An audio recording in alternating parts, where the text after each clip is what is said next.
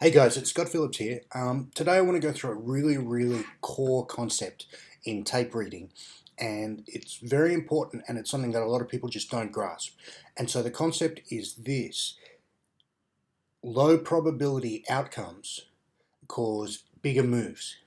So most of the time we have something that we're kind of expecting in the marketplace.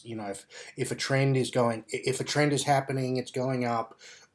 We expect pullbacks to be constrained. We expect pullbacks to be choppy. We expect pullbacks to have the character of pullbacks.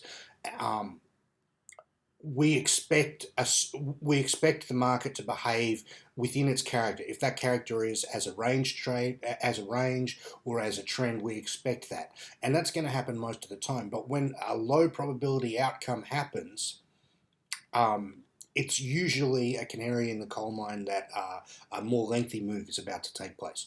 So what I want to show you here is the Emini, the S&P futures contract, as it was yesterday.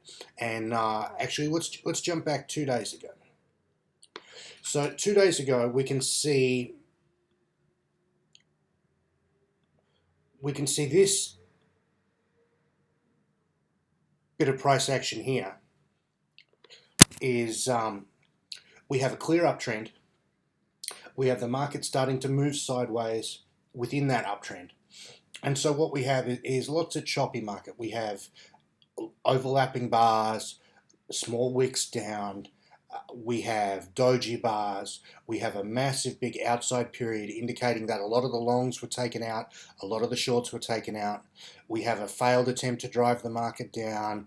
We have a failed attempt to drive the market up. At this point, we're starting to say to ourselves, wow, this is a sideways consolidation period. This is a very low volatility, range traded market. It's probably the sort of market that would favor intraday traders, but if you trade this, you're probably going to get chopped to pieces.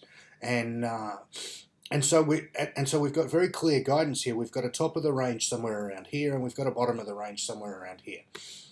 So what's happening here is that we're starting to suspect that we're in a range traded environment. The market is this bar here is a failed attempt to drive the market up. And so after a failed attempt to drive the market up, the market should naturally want to see how it goes going down. So it's tried to go down. It's going down somewhere here.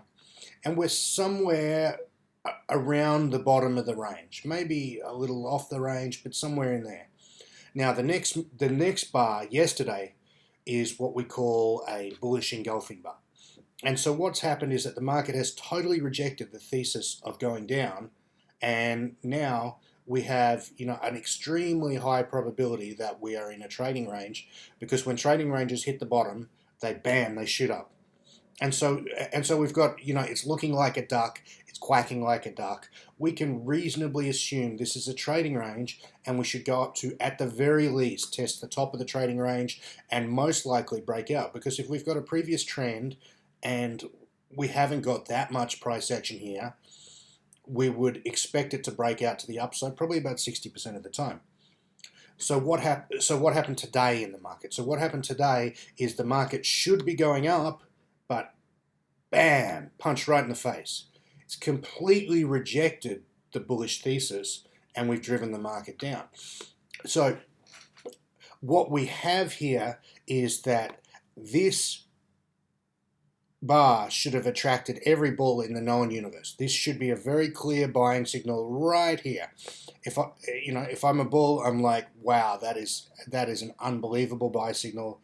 You just have to be long here. But what happens when everyone jumps in to get long at a certain point and it can't drive? So think of it like a boxing match. The bulls have just given the bears their best shot, and the best shot didn't hurt them. So what we have is a hidden signal in the market that the bulls are very weak, despite all of the previous trend. And if we look at the previous trend, really strong bull move, right? Like this is a historically strong bull move. This is the day that Trump got elected, and we're off and running. It's been a straight shot since then. So what we have here is a sign that the market has rejected the bullish thesis and is almost, but not quite, on the cusp of painting a more substantial correction. So um, we have also some very worrying divergence between the tech sector. This is the NASDAQ, and you can see that the NASDAQ was smooth and just one of the most beautiful uptrends you would ever see, but the NASDAQ was the leader all the way through, but since last week and this bar, the NASDAQ is now the laggard. And this sort of sector rotation where we see that that what once was the leader is now the laggard, this is also a canary in the coal mine, that we're probably looking at a more substantial retracement here. Now, it's probably not enough to start thinking about a new bearish trend, but we can reasonably expect a choppy pullback to test, probably at the very least, a 50% pullback of the last run. So my point is that any single bar of price action can completely change the whole picture. And today's bar, if we look at today's bar zoomed in a bit, today's bar is a game changer. This is one that, it's not a setup by any means, but if we look at that, what it should have gone up and instead it went down, and what we really have to do as traders is to pay attention to the constant flow of information in the now moment, and this is just screaming to me that it needs to be shared. So thank you. See you again. Bye bye.